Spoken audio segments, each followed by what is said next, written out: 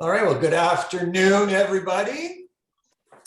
Before we get into the topic of what we're here for, primarily is the discussion on FINTRAC and the changes that they are implementing and that they have already. But before we get there, I just had lots of people calling me about, what do I see in the marketplace?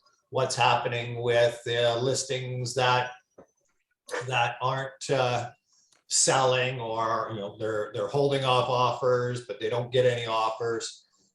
Well, I did so far Monday, Tuesday, I did an analysis of the GTA and just let everybody know that on Monday, 77% of the transactions that were reported were sold at asking price or higher. Yesterday, 73% were sold at asking price or higher. Okay. 3 weeks ago, that average was 82.5%. So definitely a change in the marketplace. Definitely more listings coming on in certain areas. So that's going to affect how the numbers react, but still a very strong market per se. You just have to be, if you are going to do pricing, you just really need to look at, what's going on in your immediate area. Each pocket will be different and each listing is going to be different. Okay, so if you have something that's really, really special, they always will attract interest. Okay, but if you have a traditional townhouse or semi, you really got to look and see what's going on in the area to decide on how you're going to market that. One other thing to keep in mind, and as we talked about when I was showing the graphs before during last session, is typically middle of March is always quieter. And it's because we have 2 weeks of March break. And this March break is really, really different in the sense way more people have booked off, way more people are away. So the marketplace has that factor, which is traditionally a normal thing. Then you also get the fact that interest rates, they're talking about interest rates going up, which they had done. What is inflation going to be doing? So there are some factors that are affecting it right now. Also, another fact is people have been called back to work. Downtown Toronto, as of the 21st, lots of companies have called back people to say, we want you back in the office. Even if it's a hybrid or 2 or 3 days a week, it's now, we need you back in the city. So you've got lots of factors where people have, stuff going on in their lives. That is going to take probably 30 days for people to sort of get a balance of what's going on before they look at doing, we're saying, real estate again. So you've got a couple of factors pulling people out of the marketplace. It is not crashing. Okay, it's not crashing. We always, you look back at all the different graphs that we do for all over the years, you always see an upswing up until about March, April, then you get more listings and you will start seeing the average price come down. Unit sales go up, average price comes down. Simple. It's supply and demand. Okay. Yes, Sarah. Yes, Scott. I just purchased house for my family. It's 56 Alfonso. It's semi, but recent sold was 1.4 in that area. And I just got that. It was listed 1.299 and I got for 1.270. Do anything? So, and it was like a recent sold in January and February, it was 1.4. So do you think the market is not going under market? Like there's a lot of properties are sold in Brampton, 1.350, similar property, 3 bedroom, 4 bedroom, 1.4, 1.390, 1.350, this kind of sold I just recently experienced. Okay. So I couldn't understand if that house was sold under asking. Maybe it's not even very old. It's new house, Yeah. 10-15 year old. Yeah, but this is why you'll see, like, doesn't matter if you go back, as I say, go back to all the different years, you will always see when there's short supply, like we had in November, December, January, first part of February, you'll always see where we saw prices escalating at $100,000 a month. There's no way that can continue. So when you get a bit of a change in the marketplace, you will always see a little bit of a pullback. So the people that may have sold and exactly what you're saying, 60 days ago, semis were a certain amount. Supply and demand change. Outside influences outside the industry change. But overall, it's still a very strong marketplace. But yeah, prices have pulled back, which is exactly what you would see for history. It shows you get a spike, it drops back a little bit. But if you look at the value that you see today, go back and look at what it was a year ago. Yeah. It's still going to be higher than you were a year ago. Yes, yes, and the market will be same in it will be same in 2-3 months, or it will be go change little different in 3 months. Well, my prediction is March is always sort of a swing month where you have, as I said, the 2 weeks off, we get other stuff going on. You will see that the average price will come down a little bit because we're going to have more unit sales. The more unit sales you have, and you spread out you take those numbers into effect, the average price is going to come down because supply is increasing. Okay. But long term, moving forward, by the end of this year, I think you're going to see that all of a sudden the average price came down, supply leveled out.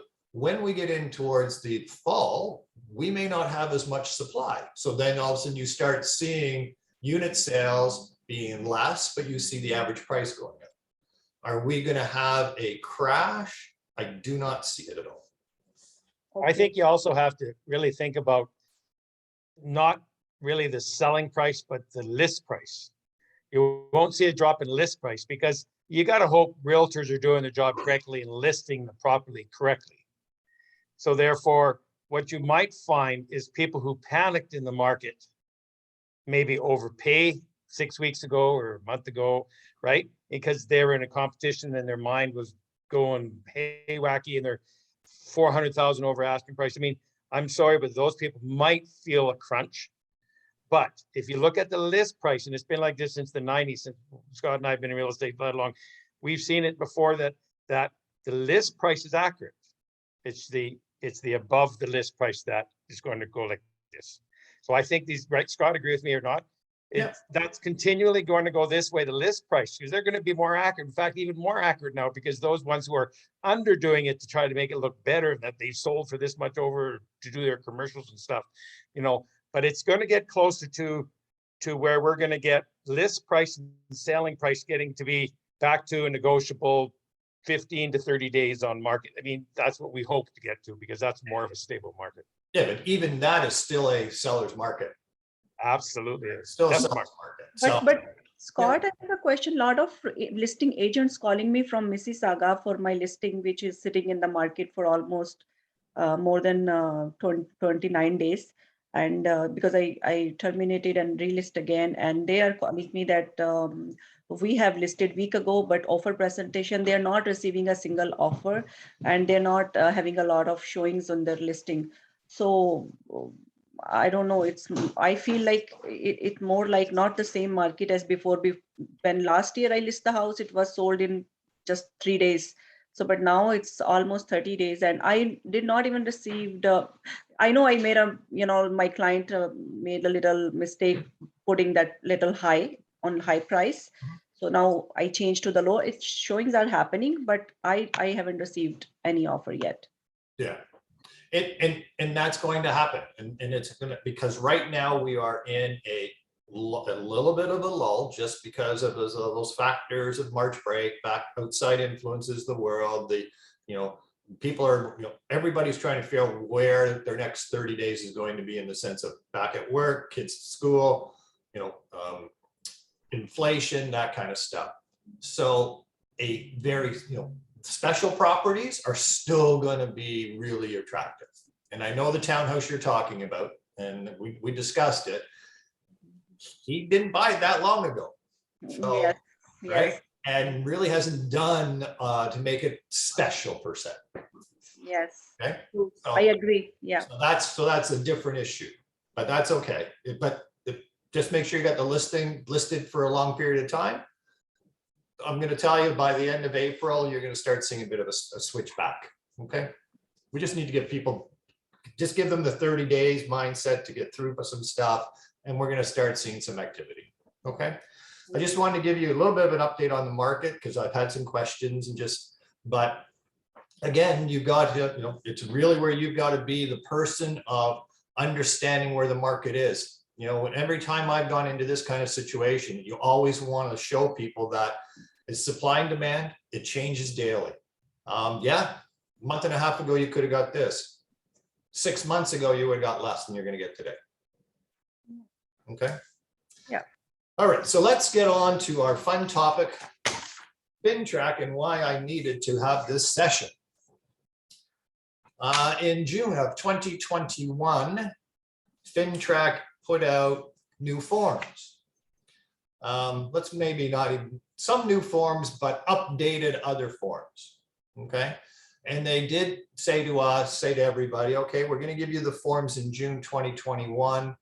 They are enforceable, but when we do our audits, we're not going to really look for the compliance per se on the new questions and answers that they're looking for. Well, that grace period is up the end of this month. March 31st, 2022, those forms that you've been working with are now going to have to be way more detailed, and I'll explain to you why. FINTRAC has many reporting entities. Real estate is one of them, banks, trust companies, insurance, anybody that deals with client base that has anything to do with money, because they're basically money laundering and terrorist regime financing, right?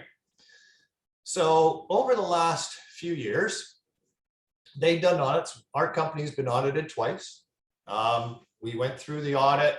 They would look at our forms and look at how our regime is, how our training is. And they always get a few minor little things where, this should have been answered differently.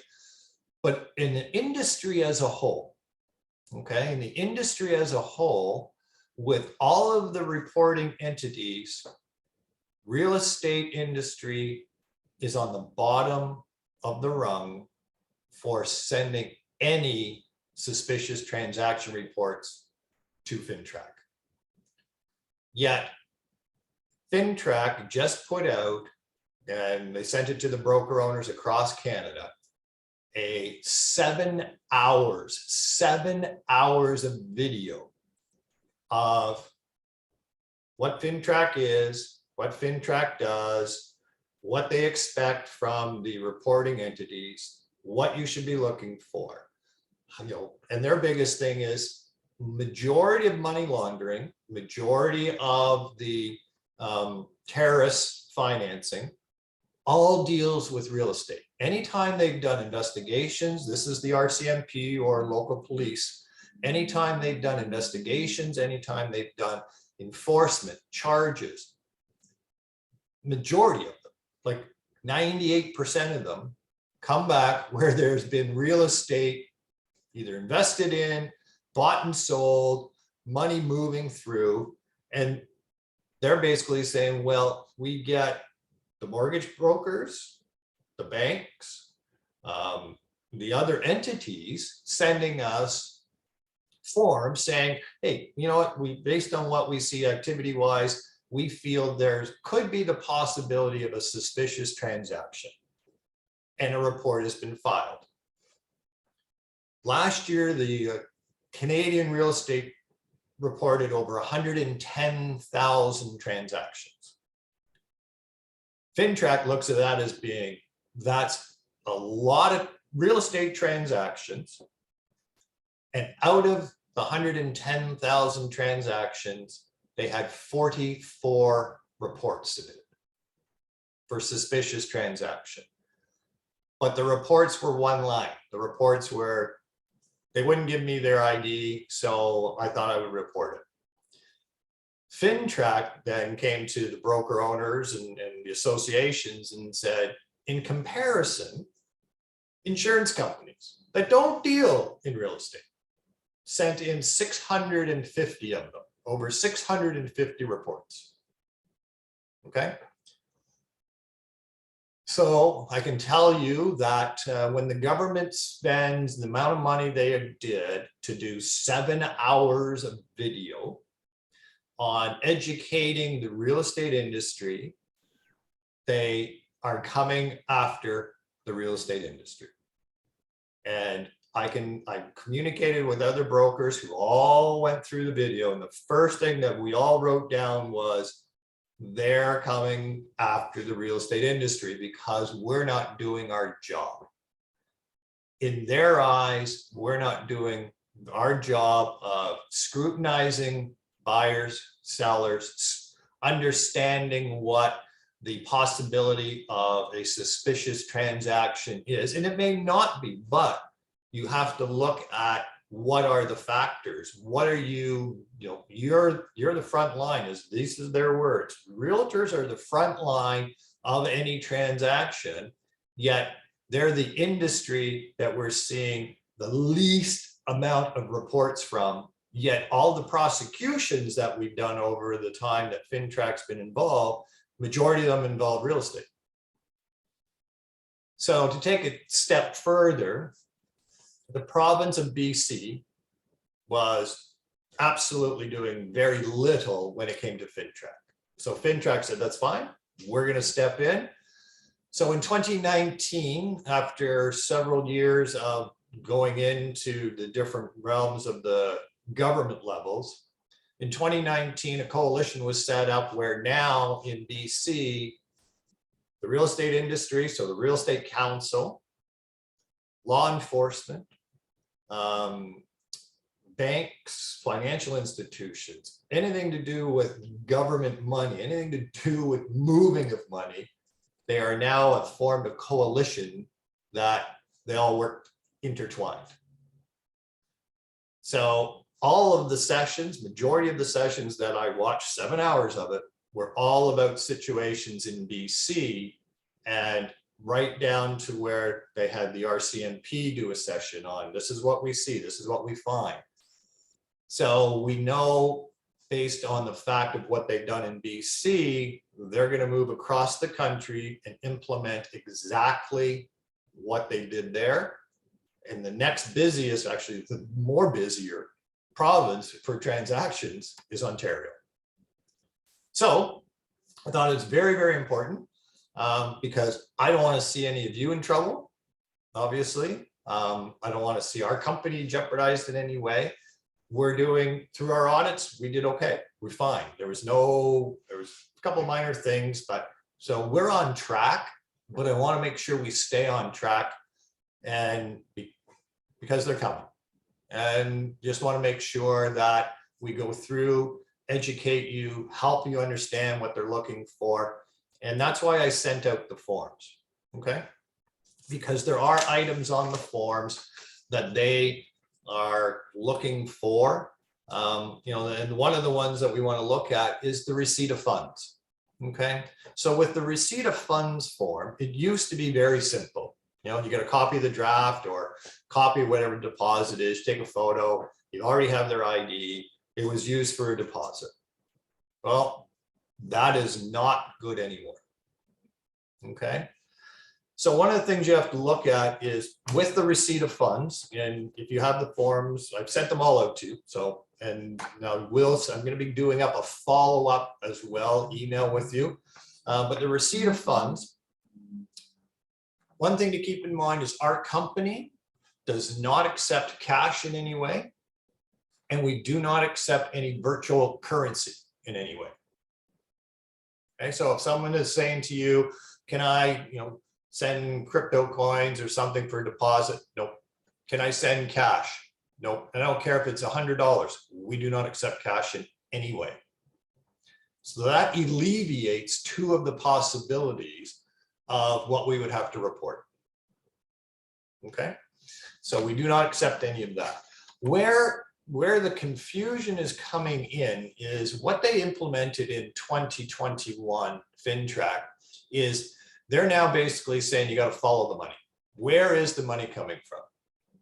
And we always believe that you're giving me a draft, I'm the agent, you're giving me the draft for a deposit. The draft has a number on it. It came from this institution. It's easy for the institutions to trace. FINTRAC came back and said, nope, lots and lots of our money laundering prosecutions and investigations show they're using drafts. They're using drafts to do money laundering and stuff. So as of June last year, if you were receiving a draft for the deposit, you had to take a copy of the draft. You had to, and if it was coming from the buyer, then you already have identified the buyer. You got to make sure you identify the person where the money's coming from. If that draft came from a family member other than the buyer, you need to do FINTRAC paperwork on the person that gave the money, where to come from. So you need to do FINTRAC identification on that person. Anybody that gives you a draft, either be the buyer or somebody else, need to have ID on them. And you have to go a step further where you now need to ask and mark down where that particular money came from. So if it's a CIBC draft, you've got to say, Mr. and Mrs. Buyer, I see this is a draft from CIBC. I need to know the account number. I need to know the transit, which bank transit it is, and I need to know the account holder's name. Scott? Yeah. Does that not, back in the old days, we had certified checks, which then told you where it came from, but now banks don't give certified checks. So haven't they created their own problem? Well, may have, but well, this is FINTRAC, and they're basically saying we've got to follow the money. And I absolutely agree with you. If you had a certified check, gives you the check, gives you the name of the person, gives you the account number, tells you where it is, right? But if you're getting a draft, you need to get that information. Okay. In the event that the person says, I don't want to give you that information, you need to say to them, that's fine, that's your choice. Please understand though, that under FINTRAC, my obligation is to seek out where those funds are coming from. So can you at least tell me which bank it is? All right. So if they say, okay, well, it's CIBC, and you need to say, okay, which branch? Here it is. And is the account, who's the account name? And if they say, well, I really don't want to give you the account name, you got to make a note and say, okay, I asked for it twice. They're giving me who the branch is. They're not going to give me the account number. They're not going to give me the name of the account holder or the account number. You got to mark that down on your form, because then I have to scrutinize that to determine if there's enough evidence, in my opinion, and in Sam, who is our compliance officer, to say, is this something we should be reporting? Okay. So when you do your receipt of funds, really important to mark down all that information. Okay. So, and that's why you will see that it's more detailed. You've got to go through, you've got to tell us exactly where it is. And it's not just as simple as, well, they didn't want to give you the information. You've got to investigate it further, and you've got to give us notes. Okay. really important, tying into that, is when you do the individual identification, when you do your individual identification of your buyers or sellers, either one, when it gets into, you know, the spot on the form where it talks about low risk, medium risk, high risk, and they give you that box that says other information, FINTRAC now wants you to put a paragraph in about how you met the client, how long have you known the client, what do you know about the client, because they're looking for, they want to know how this relationship is versus just being low risk because, you know, I'm selling their house. So you have to give more information. Okay. So, but as far as the, you know, we'll stick with as far as the receipt of funds, understanding that is just for the individual. Okay. Now, anybody that deals with a corporation, if you're dealing with a corporation, now you have more steps that you have to take. Okay. Because with a corporation, you now have, as of June 21st, is anybody that has a 25% interest in that corporation needs to be identified and FINTRAC information done on it.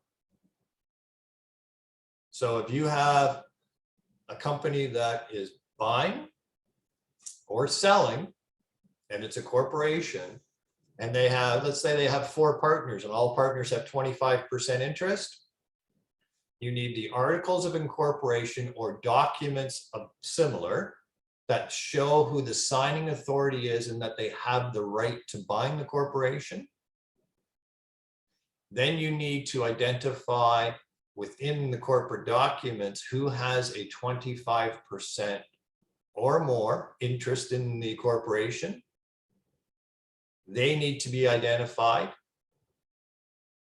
Okay, so now you're doing paperwork, the, you know, the individual paperwork on partners in a corporation. Yep, Julia.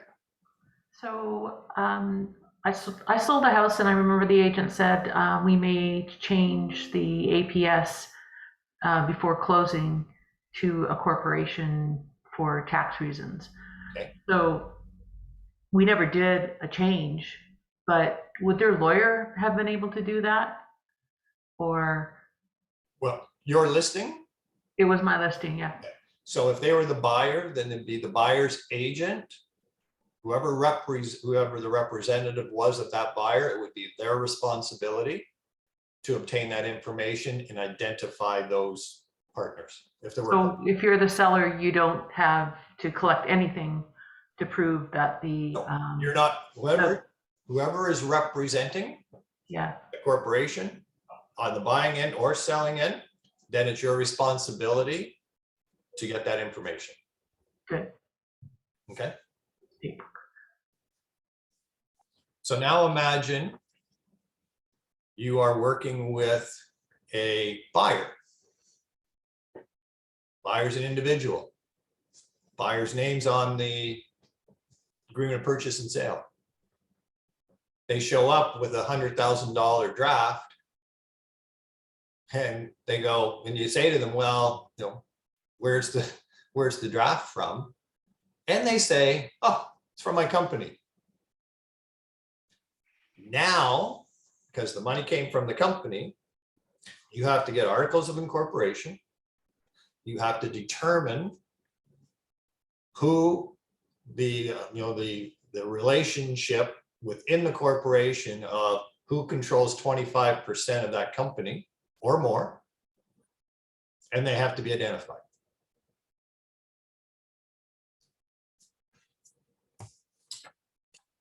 So, you know, they are, and when I say that they were, how would I put this, in their programming, they were very, very, very straightforward without saying, we're coming after you to say, out of everybody, you guys are the worst. So that's why that's why we're doing this. All right. And anytime you have questions, either reach out to Sam, who is our compliance officer, or me directly.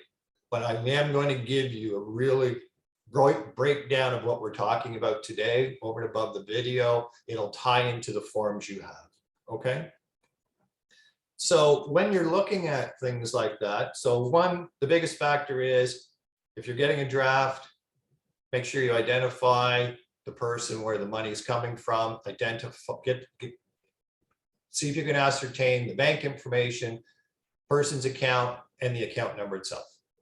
Okay, so Scott, Yep. just for clarity, because if you're looking at the forms that you sent us to look at, Yep.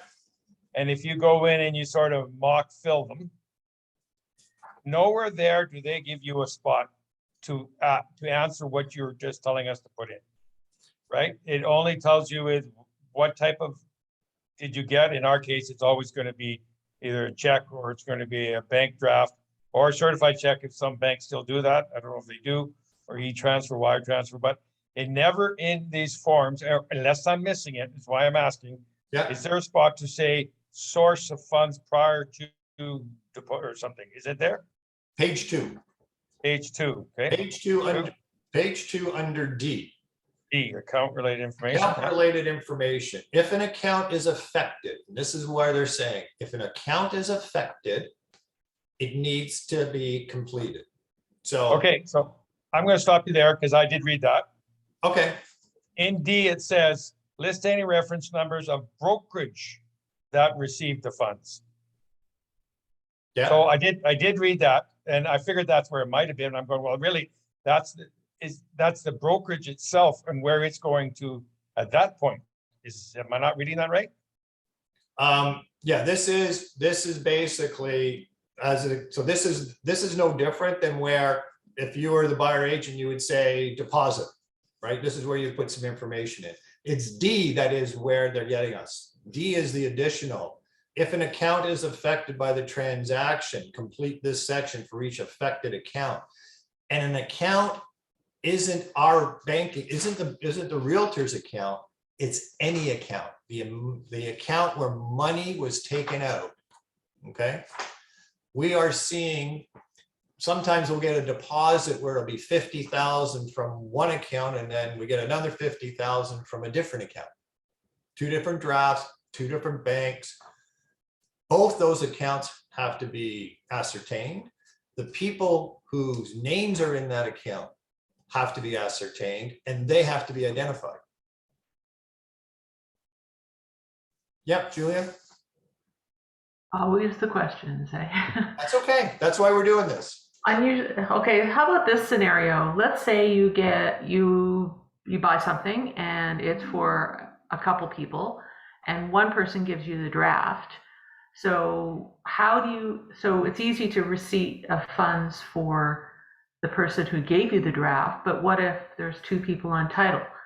Do you have to do something different for the other individuals that? You have to identify both parties. So you need to do the FINTRAC identification for both parties. Yeah. You only need to do the receipt of funds for the account that is affected. Mm-hmm. Okay. So if only one of those parties is giving you the draft or giving you the funds, that's the particular account you have to scrutinize more. So in the IIRR, do you have to indicate that the other recipient provided the deposit of funds on the transaction? You don't have to do it there because it would be on the receipt of funds. Okay. Right? So right on the receipt of funds, it'll say name of account holder, type of account, number of account. So that's right on D2 of the actual form. Yeah. Okay. Okay. Are people not going to get like worried about giving account numbers out like this?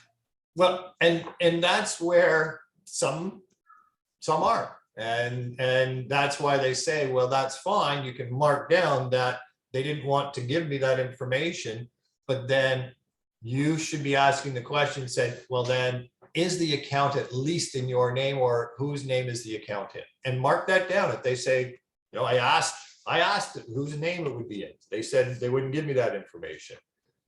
Okay, then you ask, okay, which branch is the account in? And you have to make those notes. And based on the fact that if, for instance, let me just give you a little scenario. So now you get a internet call on your listing. All of a sudden that person says, hey, really want to look at that. How fast can they close? And they basically look at it, put the offer in, no conditions, quick closing, and then give you a deposit and go, and you ask and say, can I, you know, who's the account holder? Not going to tell you. Who, you know, which bank is it? Not going to tell you. Okay.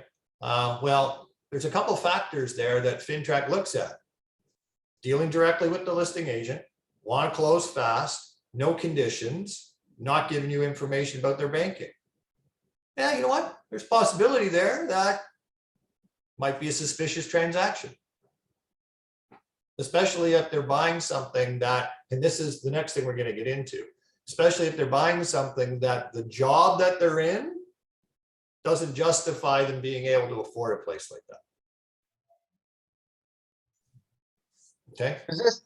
Does this take us back to us brokerages, us broker records, as you and I have been, whatever the right terminology there is.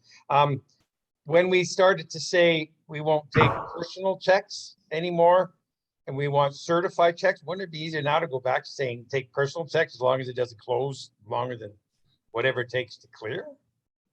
No. Because that's the issue, right? A check has the account numbers, everything you need. A draft does not. Yeah. So what some agents are asking for now is they're saying, hey, you know what? Like, how many times do you get asked for, if you're setting up an account somewhere and you say, can you send me a void check so we can set up your automatic withdrawals? Some agents are saying, you know, like, understanding that, and this is where when you sit down with your buyers, and this is more for buyers, right? Because normally if you're representing the buyer, you're dealing with the receipt of funds. This should be part of your conversation. Saying, look, when we go to get funds, I have to follow the FINTRAC guidelines. And you can, FINTRAC's really, you can actually print right off FINTRAC website. This is the stuff we're going to need. And you're going to get some of that. So that's part of the conversation you have, right? I've done it with my, you know, I've sold a couple of places and I've done it with my clients and they just said, no problem. Here's the account number. Here's the information. And I said, I'm putting it on file. I'm putting it on a FINTRAC form, and they had no problem giving it to me. So, because there's no different than if they are sending out checks to pay bills, lots of other people have got that information already. Okay. So, but it's just something during your preliminary conversations with your buyers, you want to add this step in and show them the form, like show them and say, this is what we have to do. Okay, it just has to be more detailed. Okay, so that's your receipt of form, your receipt of funds record. One of them that we've talked about is the beneficial ownership record. And that's really talking about where it's a corporate entity or trust entity, widely held or publicly held trust entities. Possibility of something that, you know, majority of the time you're going to deal with this, it's going to be just with corporations. Okay. But we've talked about that where, you know, it's now not only do you need to get the articles of incorporation to show, you know, who the, you know, the person, the company that is buying is the corporation. It has to show somewhere in there, and you have to highlight the person that's signing the agreement must state somewhere in there that they have the authority to bind the corporation. Okay. And now you obviously have to identify the person that's signing. And you have to take it further where you now have to identify all the individuals that own or control 25% more of the entity. Okay. So a lot more paperwork now dealing with the corporations, because you got to like corporation, articles of incorporation, identify and prove that the person signing has the authority to bind the corporation. Okay. Now you got to determine who 25% or more are the beneficial owners. Now you got to identify them. Okay. So a lot more work with that. And then imagine now you're obviously the deposit is going to come from a more likely come from their corporate bank. Got to make sure that you get the information on the receipt of funds for the corporation. Everything has to tie together. All right. Next one is, and this is new since June. Politically exposed persons and head of international organizations. This is new. This is not something, this was since June 2021. So now this applies to all reporting entities, not just the real estate, anybody that reports to FINTRAC, okay? So it's called the expansion of the politically exposed persons, which are referred to as PEP, or the head of international organization, which is referred to as HIO. Okay, so this is important because they're now saying the efforts to align with international standards by FINTRAC. We're not the only country doing this. We're actually behind some of the countries that have already implemented this kind of stuff. When you enter into a business relationship, you must take reasonable measures to determine whether that person is a PEP or a HIO, or a family member of one of those persons, or close associate or domestic or foreign PEP. With your ongoing business relationships, you must periodically take reasonable measures to determine whether those people are PEPs or HIO or family members of those people, or close associates of a domestic or foreign PEP. A close associate can be a person who is connected to the PEP or HIO for personal or business reasons. For example, a business partner, someone that romantically is involved, or someone involved financially with one of these persons. And what they're trying to say is anybody that's in a high political position, anybody that's in and associated with them, okay, are targets for possibility of influence for money laundering, terrorist attacks. Okay, so what you have to do is when you are now going through and speaking with a client, prospective client, when you're identifying them, you also have to ask the question if they are any way connected to, related with somebody that is a politically exposed person or head of an international organization. Majority of the time it's going to be, no, I'm not. Okay, majority of the time. But if all of a sudden you're dealing with the president of a publicly traded company, that imagine you were dealing with the president of the Bank of Montreal. Well, that's something you may want to look. That's a head of an international organization to some degree, right? And so what FINTRAC's mindset is, and what they were saying to us is, anybody that is politically exposed person or head of an international organization should be treated as a higher risk for money laundering and terrorist financing situations. And it's just a matter of when you come across that, what steps, extra steps are you doing to clarify the position? What steps are you doing to follow the money? Okay, so that's where you will see that on, if you look at the form politically exposed person, head of international organization checklist record, it'll say, you know, try to answer all the questions. Well, you're basically going to put number 1, name of individual under review. Number 2, A, determine whether the individual is any of the following, check all relevant boxes. So if you looked at number 2, it says, are they a politically exposed foreign person or family member, close associate of one? Nope. Are they exposed domestic person? Nope. Are they the head of an international organization or family member or close to one? Nope. Then all you check is none of the above. So now when you do a individual, okay, individual report, individual identification report, this now is going to be added to it.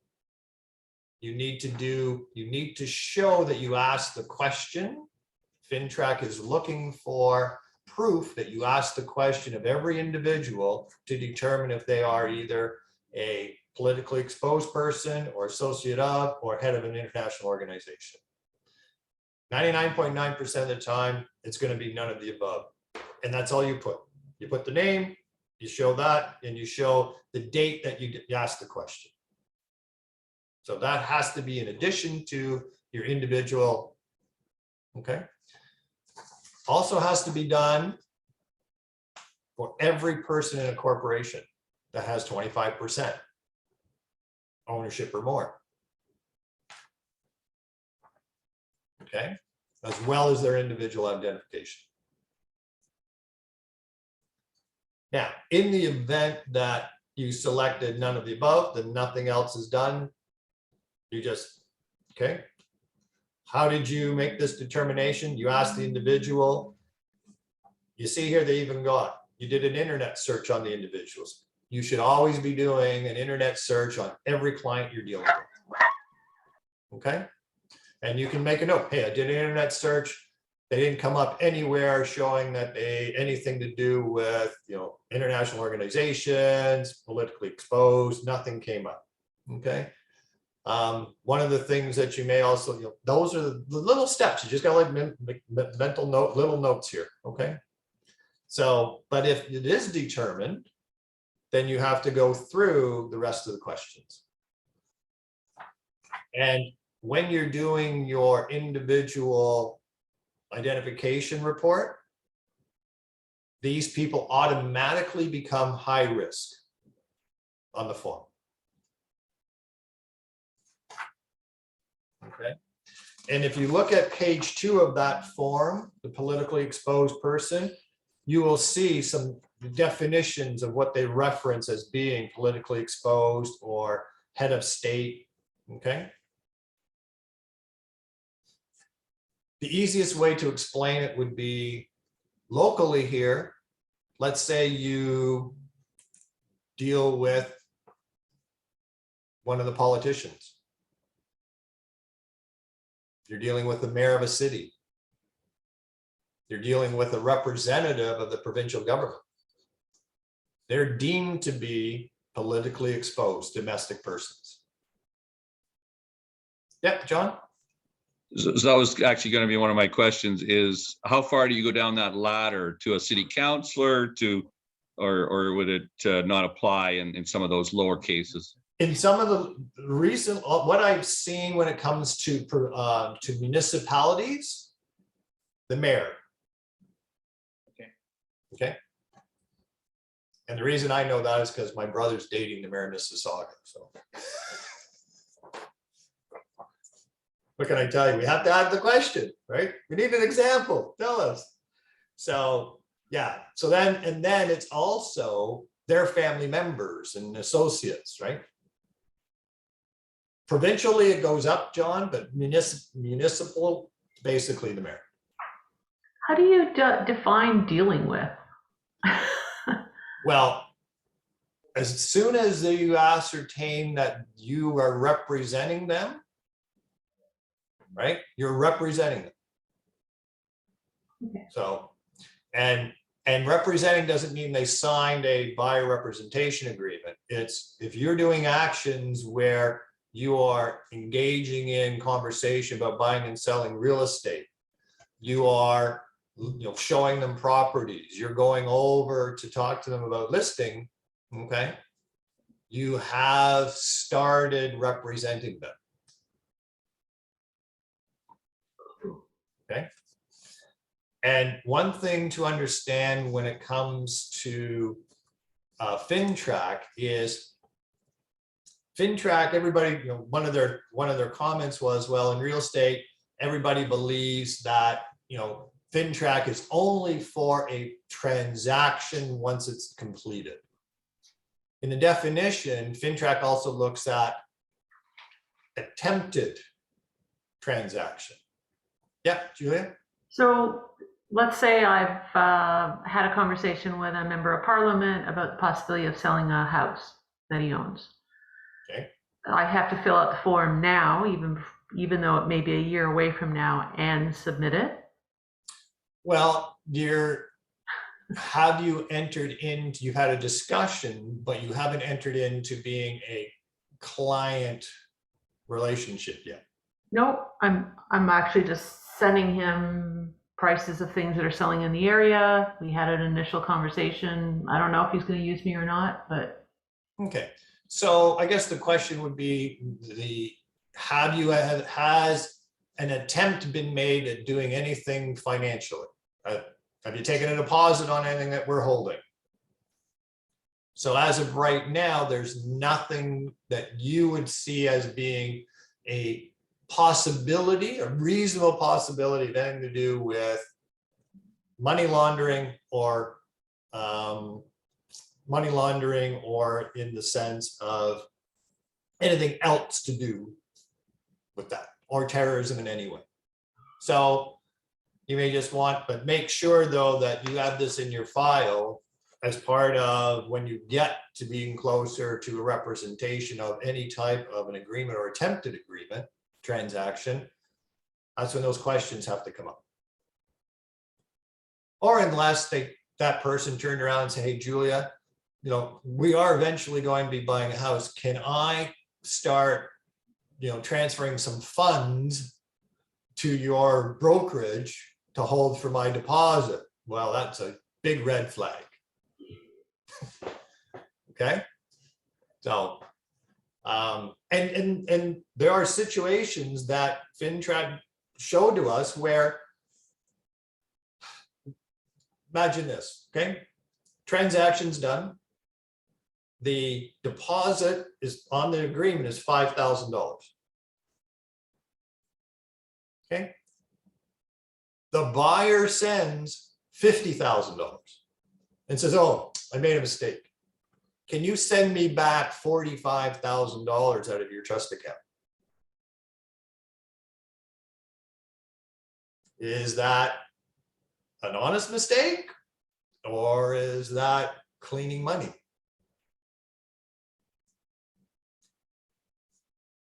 So that's where the further investigation, the further paragraphs is what FINTRAC's looking for. Okay. But that did happen recently. I know. That's why to me. Yeah. So that's why those situations are FINTRAC is now bringing to our attention and saying, that's just, so what they look for, FINTRAC says is, okay, look at the whole situation. And if it's just one item that happened and there's no other reason why that, would be an issue. But let's say all of a sudden we get that they want, the money back, or they give us a big deposit. It's way more than what we were supposed to give. We give them the money back. They got $5,000. The deal goes to close and it doesn't close. Buyers disappear. Good chance that the money that they put in our trust account was on purpose. So then I would have to take all the information, get a hold of the agent that was and say, how do you know these people? How long have you known them? What's the situation? And then it gets scrutinized. and I either make the decision, or Sam and I make the decision on, is this a probable, possible, suspicious transaction? And we make the determine if that is something that we write up and send it. Okay, but yeah, to answer your, and anybody, you know, you will get, like on this particular one for the politically exposed people, it does give some examples. And if you go to their site, they're updating this list. So that may help you too, John, if you're in a situation where it's like, you know, I'm not quite sure. Just go to the FINTRAC website, just put in politically exposed person, and it gives you examples and lists.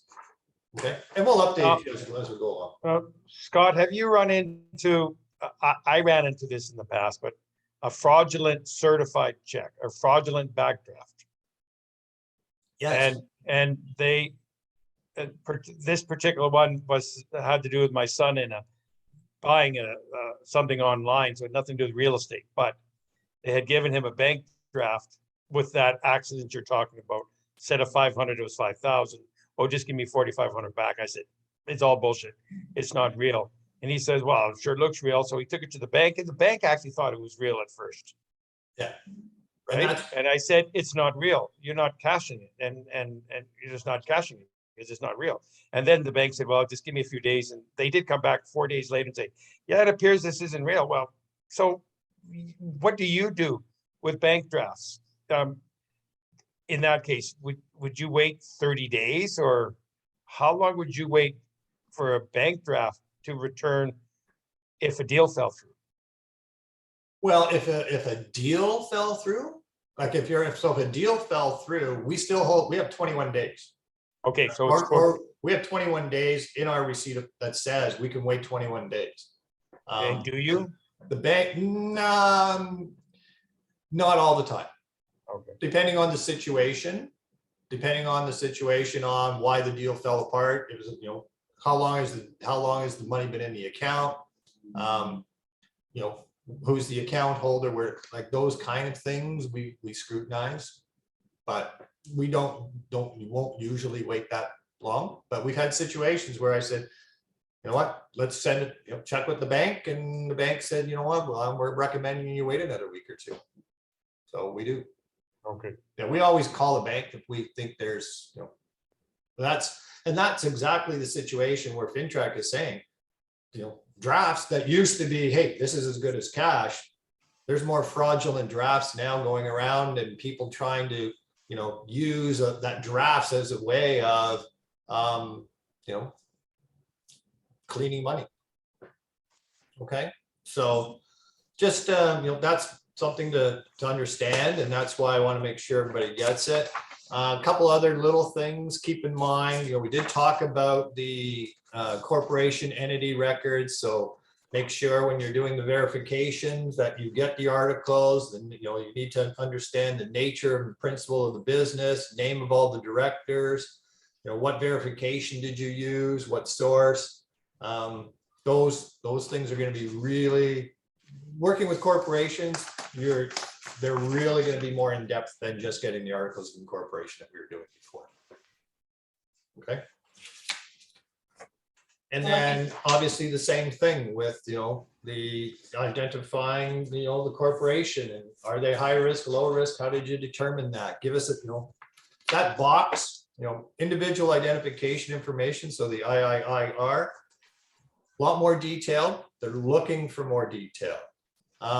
Something to keep in mind, as of now, as of March 31st, FINTRAC during COVID implemented the fact that you could temporarily identify the individuals by using Zoom meeting, FaceTime, video, where they would, and there were certain things you had to follow to do that. As of March 31st, no longer allowed. So you are back to being identifying them either in person or the other ways that you can identify somebody. Okay, you can't just say on the video, show me your ID. Yeah, I got it, it matches. Can't do that anymore as of March 31st. Okay, But there are, and I will send you also all the different ways that you can identify somebody. And if you look at the individual record, normally, basically you're talking about A1 is the federal, provincial, territorial government way, which is normally what we do with a driver's license or a passport. You've got, credit file method, the dual ID method. So there are other methods that they will look at and understand, and I will send you those, okay? But please understand, you cannot do it as of after March 31st, just by Zoom or virtually. Okay. Any questions on that particular part? Just on how to identify, and I will send you out a complete list of what's acceptable and what's not. Okay. On to, and continuing on with the IIR, the biggest part that they're looking at now is really, what do you know about your client? So on C, if you look at C where it says client risk, low, medium, and you've got that box in here now where it just says other explain, fill it in. Give us a story. Give me a story. Give me something that says, I've known these people this long. That's why they're low risk because this. And so give me a story about them. So I've got that. I have to be able to look at the documentation to determine, is there any possibility, any reasonable possibility that this could be a suspicious transaction? Okay, so I need that info, and FINTRAC's looking for that info. And the reference that the head of the Canadian Investigation Department for FINTRAC said, that box should not be empty. So I'm just telling you what they said. Okay, so an understanding that, low risk, medium risk, high risk, it's okay. You just have to explain why it is. Doesn't mean that we're sending that off to FINTRAC. It just means we have to understand the degree of the transaction more so than ever. Okay. And the last part of this is prior to June 2021, a business relationship only happened if you were had dealt with them twice in 5 years. Understand that as of June 2021, a business relationship starts immediately, okay, as soon as they become your client. Doesn't matter if you've done 0 transactions with them or 10 or 15, as long as you're doing 1 transaction with them, okay, they become your client. It becomes a business relationship for the next 5 years. Okay, so there's obligations in there that you have to make sure you complete and understand, okay, and have to monitor. When I say monitor, for instance, you have a client that just becomes a client, you identify them, you got their information, 2 years later, they call you and say, hey, we want to buy something else, an investment property or something. You can't assume that the information they gave you 2 years ago is the same. You need to look at their information, make a note and say, they are this business relationship. I have continued to monitor their information. I checked this, you mark down the date, checked, has not changed since the previous agreement. Or make a note. Please reference new IIR as their information has changed. Okay.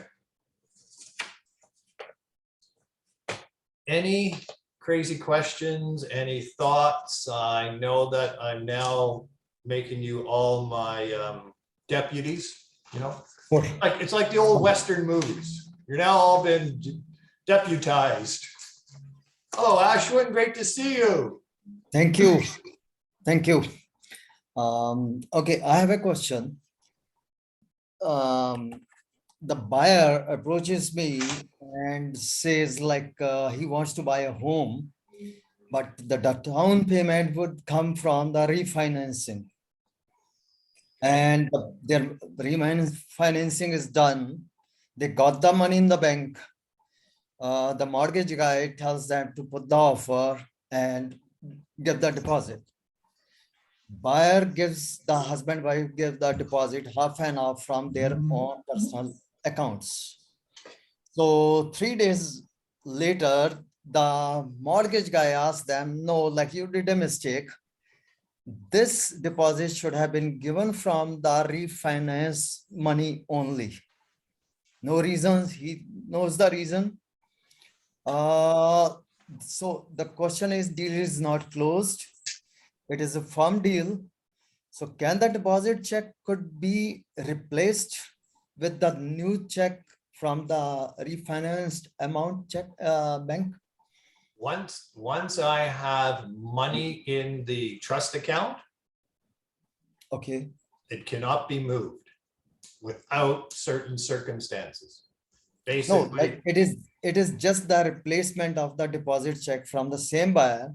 No, it cannot be done. no, it can't be done because as soon as we put money in the trust account, Mhm. okay, it goes into, and it's a publicly held trust account. As soon as Okay. money goes into that account, it's recorded on which trade record sheet number, the money went into the trust account, how did the money go into the trust account? And more so Okay. now with FINTRAC, which account did it come from? Who's the account holder? As soon as that money's in my trust account, I cannot move it without permission from both the buyer and the seller or their representatives, okay? Okay. So, which means that if the property sells, then I can move the money because I've got something shows deal is closed, we now move that money. I have a mutual release, I can move the money. I have a court order, I can move the money. I have, in certain circumstances, very, very rarely, we get the day of closing, we will get a letter from both the buyer and the seller's lawyer saying, please release the funds you have in trust, as those funds need to be allocated to close the transaction. Understand, as the broker holding those public funds, as much as I'd like to say, I'm not releasing them because we're going to hold them for our commission, I can't. We have no authority over that money as long as both parties agree what has to happen and it's legal.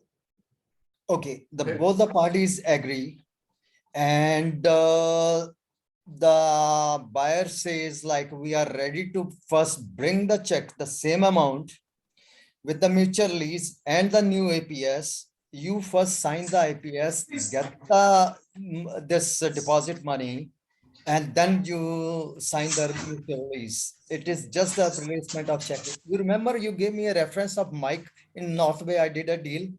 Yeah. But we did that thing, like something happened with the mortgage and I requested him that we just want to replace the check. The mutual release was done, a new APS was made, and we just on the APS, the new check was replaced. I had sent a new check and brokerage had That's different though. issued Yeah, that's different. sorry? That's different because That was it's different because I have a mutual release releasing the funds. So for me, I just go based on a mutual release. Oh, Scott, mutual release is the only way then we can replace the deposit and then we can make a new deposit. Yep. If with the buyer and seller both have understanding of releasing each other. Yeah, and understand as soon as you sign a mutual release, that particular transaction becomes null and void. And you would have to do a whole new transaction and then submit a new deposit. Okay, so only listing agent has to update the status if the listing is already sold and status is uploaded on MLS that this listing has been sold. So he only has to make that changes on that MLS. Well, you wouldn't even need to make a change on the MLS if you're mutual releasing the transaction and redoing the same transaction the same day. On the Because same day, exactly. But that's different. That's different. That's all I'm doing is following. Here's your, and again, if I look at it from FINTRAC, if I look at it from a FINTRAC point of view is, why is somebody wanting to gave me money, wants money back, and is going to give me some more money? So. No, not at same amount of deposit. But yeah, but it's coming from a different source. So FINTRAC, Same source, but there an other account where the refinance money was Right. deposited. and That's that's it. why FINTRAC and it's exactly why FINTRAC is saying when you're doing the receipt of funds, they want to follow the money. Right? So they want to follow the money. They want to say, okay, these people gave us money, took it back, gave us money from a different account. Yeah. So they're basically going to say, okay, well, why? Where did the money in that account come from? Did somebody give them $50,000 and say, hey, you know what? Put this in your account. I'll cover your deposit for you. So that kind of investigation can be dealt after if that deal fell through, no, sorry, after the closing, or it just like before the closing, or somehow the closing is delay and the buyer has to request for the extension. So that in that kind of situation, they have listing agent have to deal with this matter, or it's just like easy if the transaction is closed and deal is closed on time. So then they don't have to worry about these consequences. No, well, it's not worrying about the consequences. This is exactly what FINTRAC will look for. And that's why on the form, like if you guys do that, which is fine, it sounds like it's all legit, no issue. But that's why on the form, they want to know who is the account holder, which bank was it, and what's the account number. Don't forget, guys, Same don't husband and forget, wife are the buyers, and same they have the same account. The only difference is the bank's condition was the deposit should be from the that refinance money only. But then all you have to do is on the report, you've got to get that information. Where's that account? Who's the account holder? Okay. And if And- they turn around and go, we don't want to tell you, then I'm going, okay, well, here's the possibility of, well, I put my own, now I got money coming from another source. So that's why, and that's exactly why FINTRAC has added to the receipt of funds. Who's the account, which account, which account has, the exact wording is, which account has been affected, right? Which account has been affected? And you got to record that. We record it, we look at it, we put it in the file. We don't feel. don't get mixed up, guys. Some of you are thinking this ends deals. This has to be done prior to deal closing and nothing to do with closing a deal. FINTRAC has to do with tracking later. If you warn there's something that might be bad, it doesn't mean the deal doesn't close. That's not Scott's responsibility as the broker of record to stop a deal because he thinks there's money laundering. It's his responsibility to report there's potential money laundering, right? And No, there is that's no his job. nothing fishy. Everything is in black and white. The money is legal. It is lying in another bank. That's it. But actually, all I'm saying is, all that has to be done is it has to be recorded. Simple. Okay, that's it. But it It should has be to be done. recorded. It's possible. But it's got to be recorded. It's got to be, you've got to ask them and say, who's the account holder? What's the account number? What's the bank? That's right. Right? So everything should be in black and white. And it's not necessarily automatic, Ashwin, just so you know, Yeah. right? And- If the market has changed, you do a mutual release. They say, here's your mutual release. Here's your new offer. And all of a sudden, oh no, I don't want to sign your offer. I think the price has gone up overnight, right? So there are potential issues that could occur. I hope it doesn't. 99.99 won't, because they've got deal. Both sides are happy, but just be careful with that in a stupid market. That's all. Yeah.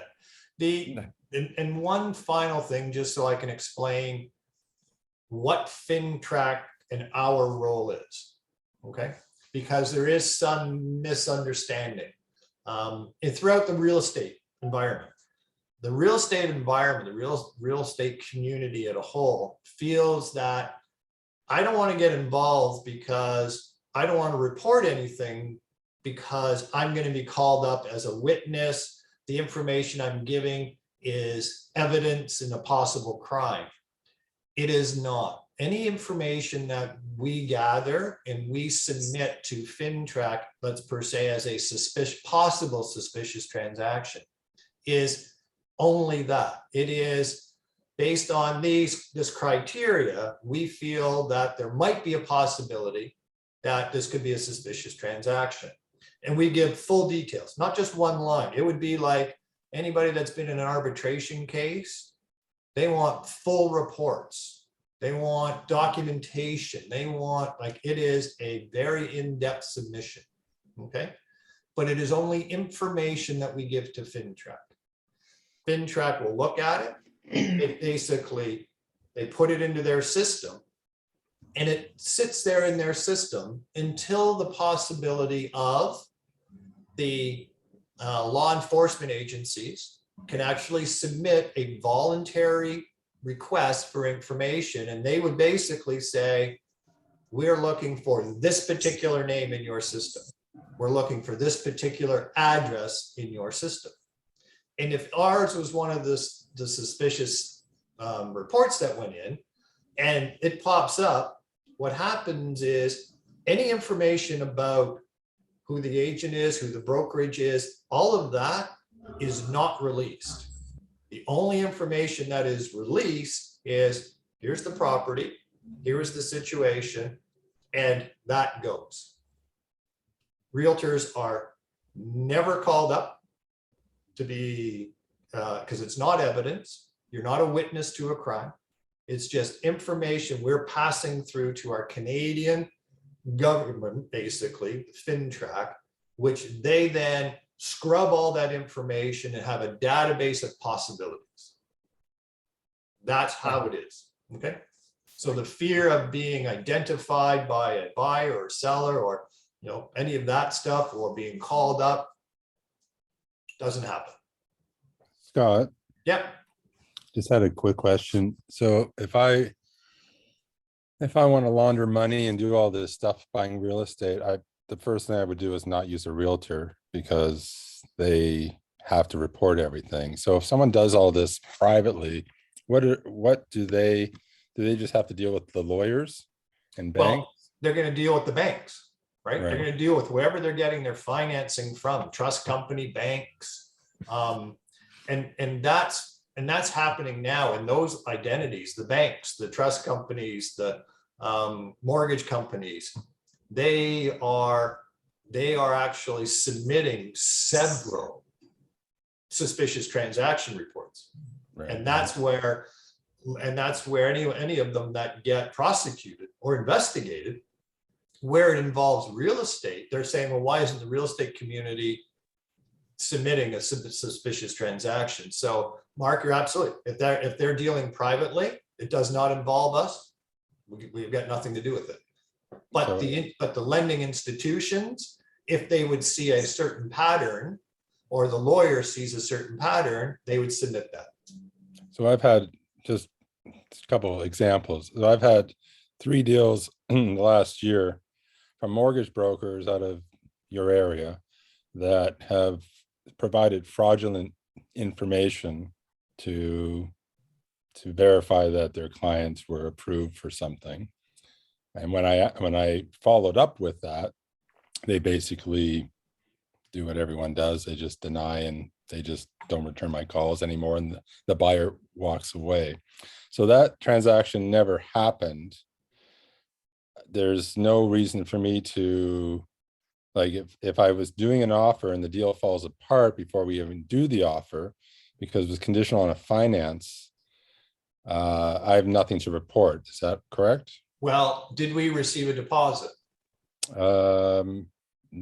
No, because anytime I deal with somebody outside of my board, I ask for evidence and proof of them having the money and the financing before I even deal with them. Because I've had a lot of agents sorry guys, from the Toronto markets come in with offers. And 24 hours later, no deposit, no return calls. They walk away, and that's happened to me at least 3 or 4 times. And so now, anytime an agent outside of the board comes in, I say, you can come in with a cash offer, but I need proof from the banks or from a mortgage broker. I follow up with the mortgage broker, and of course they run in the other direction because I know it's a scam. So I don't, because nothing happened. If it's my listing, not my buyer, I'm under no obligation, or am I under any obligation to report this? Because I just had another one happen where someone just went and bought a farm, was never listed. I called up the agent. I said, I heard, is this place listed? He says, it's already sold. Then I called the owner, and the owner didn't know anything about it. Right. Right. And then all of a sudden, a week later, then the owner's like I already know that these are suspicious deals, but do we have any obligation to go outside of our realm to Well, say something? I mean, it's just, again, it's just suspicion. I'm not a detective. I'm not anything, but I mean, we've been in it long enough to know you just have a sense, right, when something's not right. I guess the way I would answer that, Mark, if on your listing or in your, if you're working in the territory you're working in, and you see the same agent with the same mortgage company doing the same thing, and it's like 2 or 3 or 4 times, then I would say, put together the story, send it to me, because to me, then there might be a possibility of money laundering. There might be a possibility of fraudulent activity. Now, is that something that we could say involve money laundering? We don't know. Is it a suspicious transaction that was attempted, right? And that's where the attempted part in FINTRAC is exactly that. It would be something that maybe we put together and submit and say, look, and my explanation might be, look, this is happening from same mortgage broker, same realtor, continuously.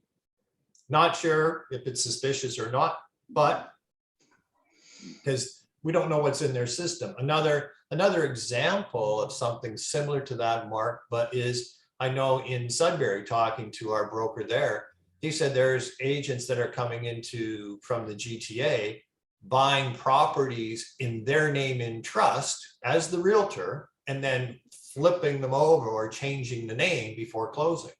Yep. But doing that 4, 5, 6 times. Well, to me, that's a possibility of, there could be some money laundering involved. Yeah. I have a question or a comment. If you guys are done, I'm sorry, I didn't mean to interrupt. Yeah, no. I'm done. I have a file on my desk right now that was supposed to close yesterday. And they're arguing over a permit for the highway. This was bought sight unseen.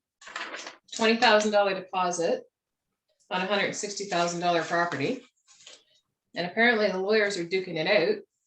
And I'm kind of wondering if I should be concerned about this. I did not double end it. It is through another agent. But they had this permit 6 weeks ago. Okay. Now they're saying it's I've been on the phone all day trying to deal with this. So it kind of makes me curious. Well, except that is that going to be considered money laundering? Well, or terrorist financing. My gut would tell me no. My gut would say no, that's not, in my opinion. I don't see any aspect of that being a possibility, because it wasn't something that they bought. Did they buy it? They bought it sight unseen, which I understand. Did they buy it firm? Sight unseen? This guy, yeah, I think he was firm. Okay, well, so he bought it sight unseen, bought it firm. Now they're basically what they're trying to do is get out of the deal. And you're not the first one, Nancy. Is Carol still on here? We had one with Carol that same thing. The people bought in multiple offers, and then all of a sudden they went through for their walkthrough. We know they didn't see the property, listed at $998, and they bought it for $1,322,000. And all of a sudden, 2 weeks before closing, it's, oh, we went for what, we didn't know there was mold, we didn't know that this and that, and well, you know, it's gonna cost us 50,000, 30, 40, 50,000 to clean it up, so, you know, would you look at adjusting the price? And then it's like, oh, no, you know, we don't wanna do it. I just said, Carol, they're doing exactly what we've seen before in situations where we've had high increase in prices, and then come closing, the market's changing, people are trying to get out. Well, and I just said, my opinion is tell them to close or we'll see you in litigation, and it closed. So, okay, so I think that's a possibility, Nancy, that maybe that individual, I don't see that as being possibility of a FINTRAC issue. But they're being represented by another agent. So from our point of view, we wouldn't have a concern. Okay. And on that note, any other questions? You are going to get a bunch of information coming at you. Okay. You are going to the paperwork is going to be way more scrutinized. There will be, you know, if we see something that isn't completed, please understand I need to have it completed before I can pay out the deal. Okay, it's not something that you guys can say, hey, I'll get it back to you and close, you know, pay me out anyways. Can't do it. I got to make sure the files are completed before we pay. Okay. I am looking at hiring actually somebody who will be coming in couple days a week to scrutinize the files, just so I have to show FINTRAC the layers of compliance from the brokerage level on what I'm doing to mitigate and fulfill my obligations as the broker. But at any time, any questions on it, call me. If you see something or hear something that you think, hey, could this be a possibility? No questions, silly. Okay, this is a whole, you know, we've been going through this for a while, but as I say, as you can tell by, you know, the extra information and the stuff you're going to be getting over the next few days, FINTRAC's pretty serious about it. You guys have been good. Company has been, you know, as I say, we've been audited with very little things. So, and the last note I will remind everybody, and you'll see it when I send the notes, when you are putting down somebody's job description, salesperson is not valid, retired, not valid. You need to be more detailed. I have a question about that. Yeah. Well, not so much a question, but a comment. The hunt camp that I recently sold, his parents have been retired for like 30 plus years. And I asked him like 3 times, like, what did your parents do? He's like, they've been retired for like, you know, since you were in diapers. Well, thank you for that. But anyway, and he just wouldn't kind of give it up because I'm dealing with the son, not the parents. Right. 30 plus years retired. He's like, really? They're 90s. And so all you have to do is make a note, put retired, ask the son who is handling the sale, or ask, you know, the family. And he said, well, they've been retired for over 35 years. And you have to just show the notes that you made the effort to get the information. Okay. Okay. Okay, fair. And that's where I'm saying, the more notes you can give, especially while you're doing it, while it's fresh in your mind, that's what I need to see, because that's what FINTRAC's going to be looking for. Fair. Fair enough. Okay. I want to thank you guys for being on here, because I know the topic was not enthusiastic or fun, but we will be we'll be going through it together. We will be working on, and so if you do see comments coming back on certain forms, please understand we're just doing it to protect everybody. Okay. Market's still good. Don't get discouraged. I'm going to tell you that we're going to be talking the end of April, and it's going to be like, oh, got busy again. So, and it will. Okay. All the best, everybody. Thank you very much. I will send out the recording. Ashwin, great to see you on this call, my friend. Okay, all the best to everybody. Take care. Okay, take care. Thank you, Scott. Scott, bye.